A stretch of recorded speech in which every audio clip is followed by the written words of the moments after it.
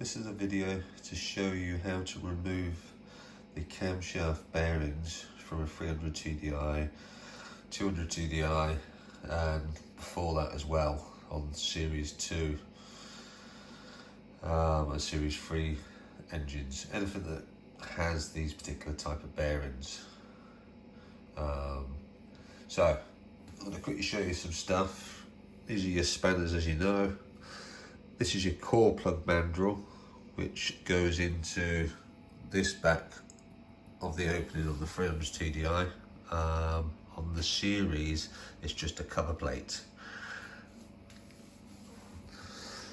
This is your mandrel for the front section, which will go here, and also it goes here when removing this one as a centralizer. And then this bearing is the actual mandrel, is the one that actually passes all the way through. This does majority of the job. These are more for centralizing. These are thrust washers to stop scoring the mandrels, so these will rotate on the bearings, as you can see. These are your nuts, and then this is a locking nut, so you can remove bearing 2 and bearing 3, because otherwise halfway through you've got to put a very thin spanner in, which I had to make when designing and building this, and realised that was a problem. So we've put the locking nut onto the end of the threaded bar. All this I'll show as we're going along. But basically that's it. So what I'll do is I'll show you how to remove these. Mind my kitchen, because the wife doesn't know we're doing this, as I've got too many stuff in the workshop. And I just thought it's easier and warmer in here to do it. So hopefully you'll be able to see properly. Adjust it a bit more. And this will give you an idea on how easy it is to remove. I have built another tool, which is using a hammer version. But I find that to be quite fiddly, and not so much knocking them out is a problem, but fitting them back in, the orientation for the oil hole and all that, that becomes a problem. So, right, this is your threaded bar, an M20. I've drilled holes and colour coded where you'd want to put the nuts each time to save having to do it all inside and faffing around. Not so much of a problem when you're removing it because they're already damaged or you want to replace them, so marking them isn't so much of a problem.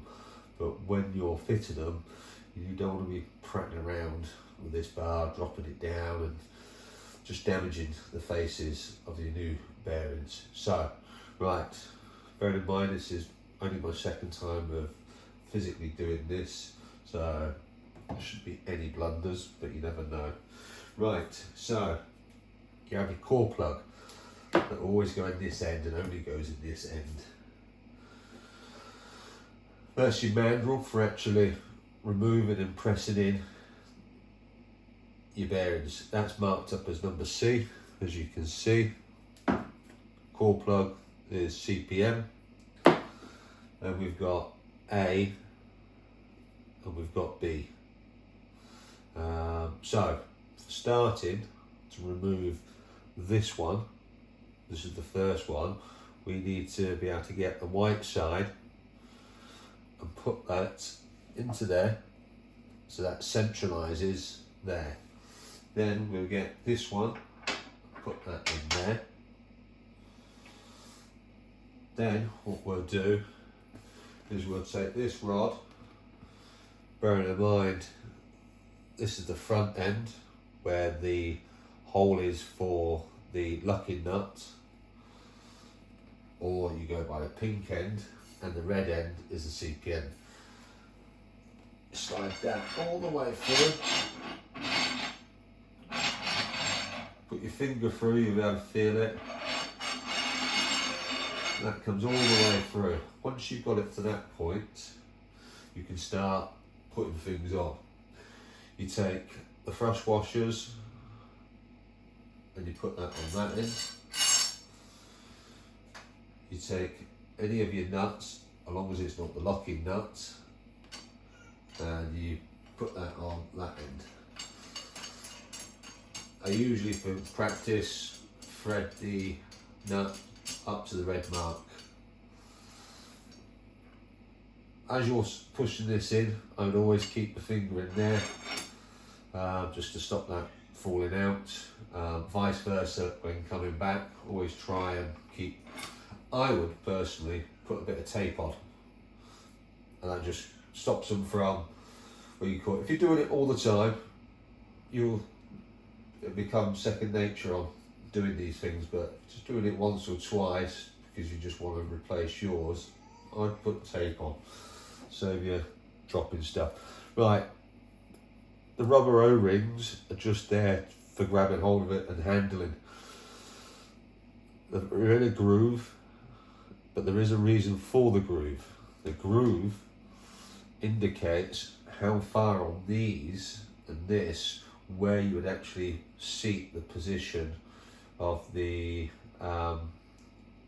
bearing, because on these ones they sit in, these two here sit right in, and they actually lip up to the inside, where this one lips up onto this side, so there's more of a gap here.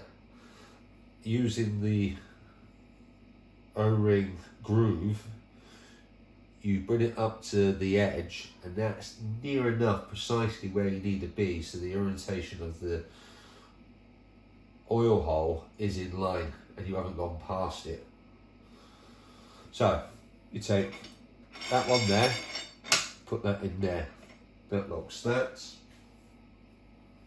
You take your washers, slide that on. You get your nuts, you spin that all the way.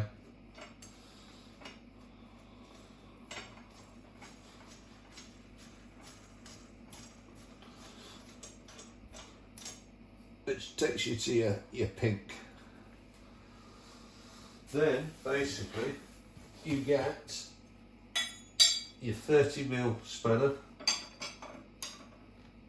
you put that on there and basically start turning.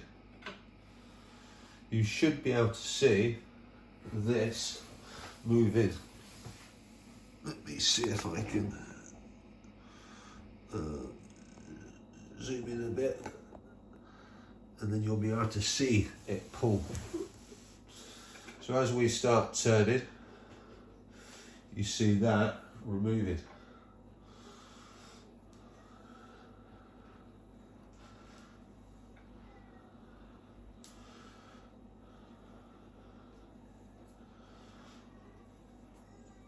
And if you keep an eye on the inside, you'll start to see when it starts coming through. We're now past the oil hole, and you feel it give. Once it gives, just remove your stuff, put your tools back down, and that one's done. I would then remove this nut,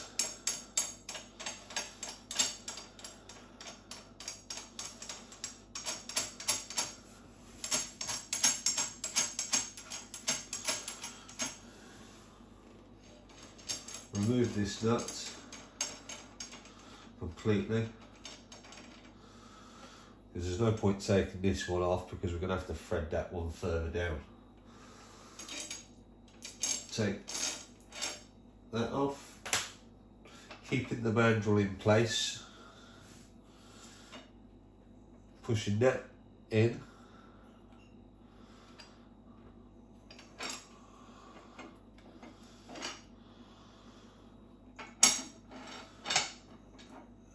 you start to push that one, make sure that's still in as well, and slide this out.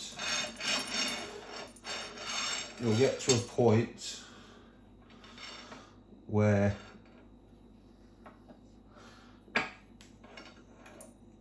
you'll be able to see the mandrel. So you take that,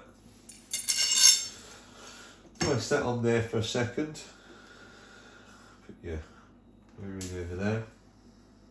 I'd remove that one. Now that will be able to go in there in a minute. Take that out. There's your first front bearing out. Put that up there. Right, so this is how it will now work. What you want to do is take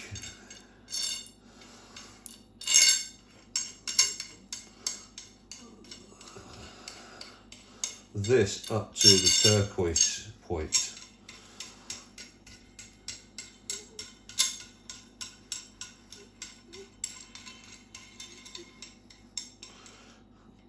Just to there.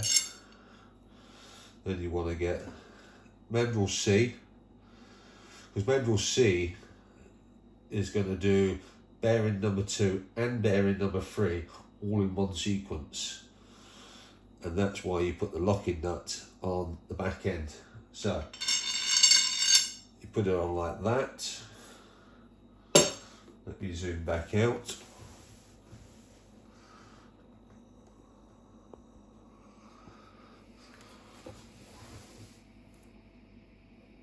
You would take mandrel A, bearing in mind we've taken the bearing out of there now, so take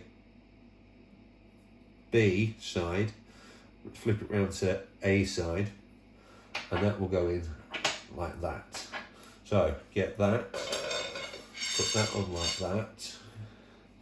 Then what you need to do, would be a good point to do it now, would be to take this. I've marked these up so the dots will face these dots. So when putting this on, make sure that that's facing that direction, and when that lines up to there, that hole should be exactly where it needs to be. So just unscrew that a bit, spin that on like that.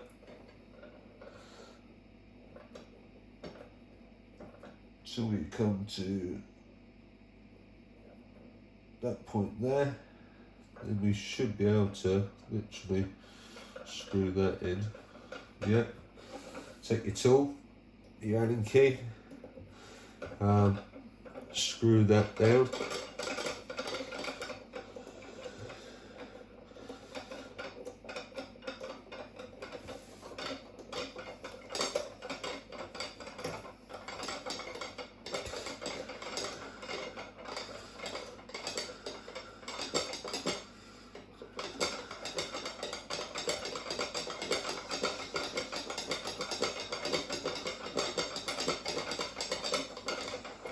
And technically that will come through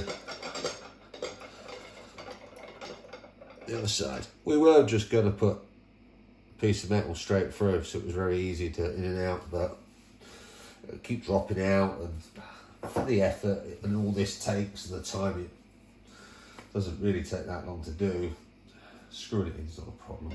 So you get that, you pull this all the way through, bearing in mind you want to either remove that or have your tape on. You thread that through, that will go through there, put your finger through. I would remove that for now because I've not used the tape. Get to a point when it's like that, then guide that up to there. Get your CPM mandrel, put that on there, your washers, your nuts,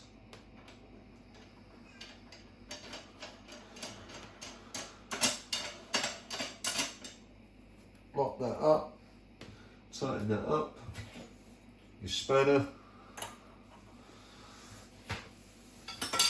then you start to pull.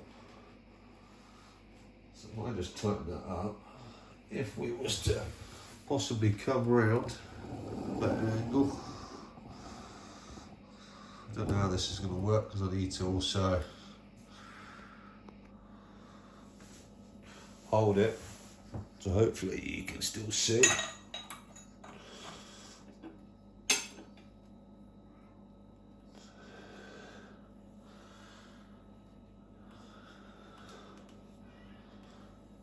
And then you start turning.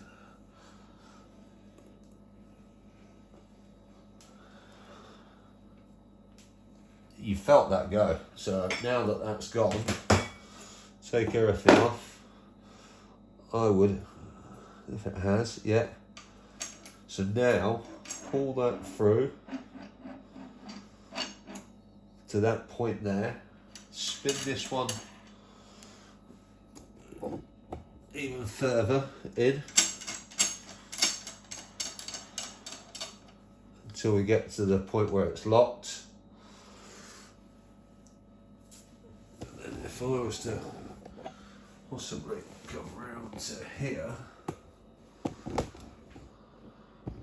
might be able to see me pull this one out. So, by doing this one here, locking off this one, I'm going to come in your way every time.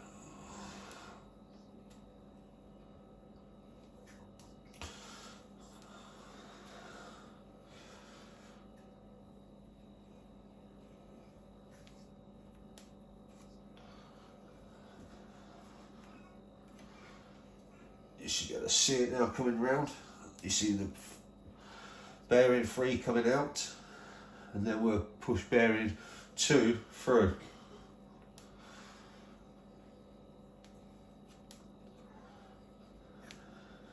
And in a minute you'll feel it because it's starting to give.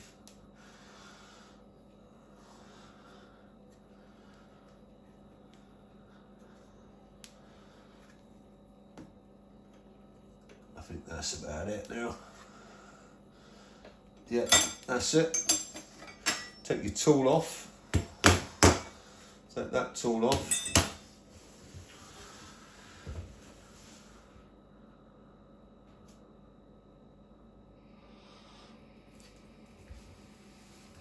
And then basically, you've got your stuff. So, now what you'd want to do is unscrew that. Pulling that through.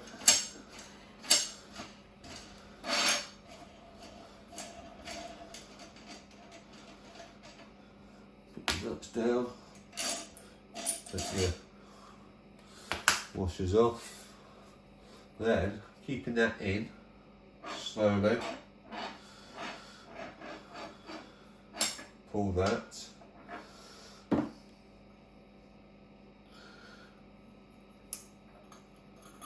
you can start to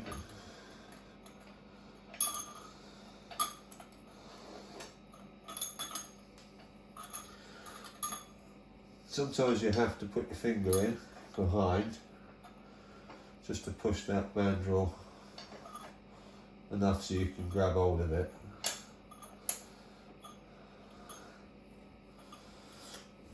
Now what you can do is start to pull the entire shaft out. So that there. Getting them out. There's number 2 bearing, number 3 bearing, will sit like that.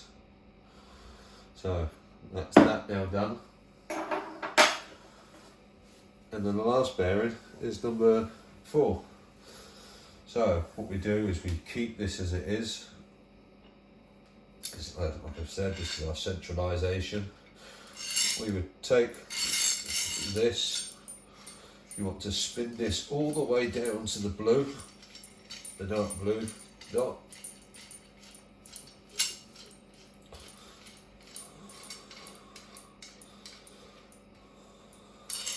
then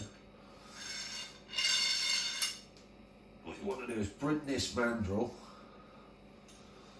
up to the edge of there to start with. Then what you can do is you can thread it through, and then once you're onto there, it sits. Then what you want to do is you want to push through, get your mandrel C, place that in to where your bearing is on bearing 4. Now slide all that way into there, get number CPM, put that in, that on.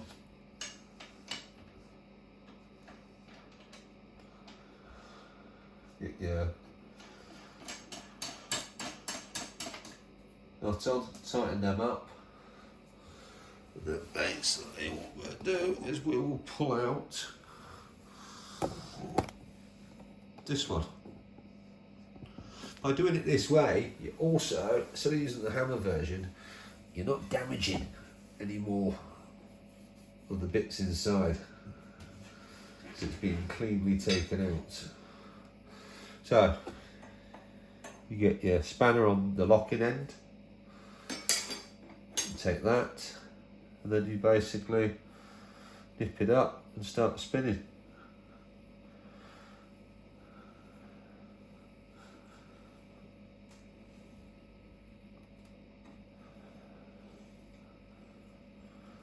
And eventually you'll feel that go, which it has. It's given. Give it some turns because you want to drag that through. Now, take the spanner off, put all your tools in order, undo your nut, take your washers off,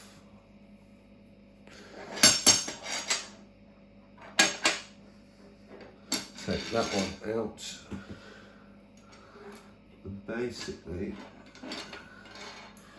you can pull that one off, and then that's your number 4. And that's it basically. And then what you do is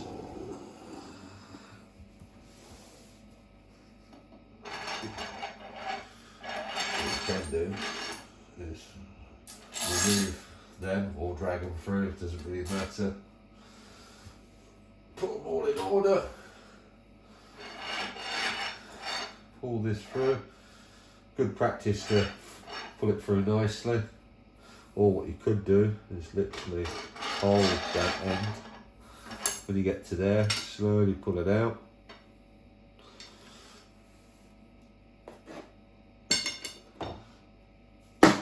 And that's it, they're all out. And then what you'll do is then you'll mark up your orientations of your bearings for fitting.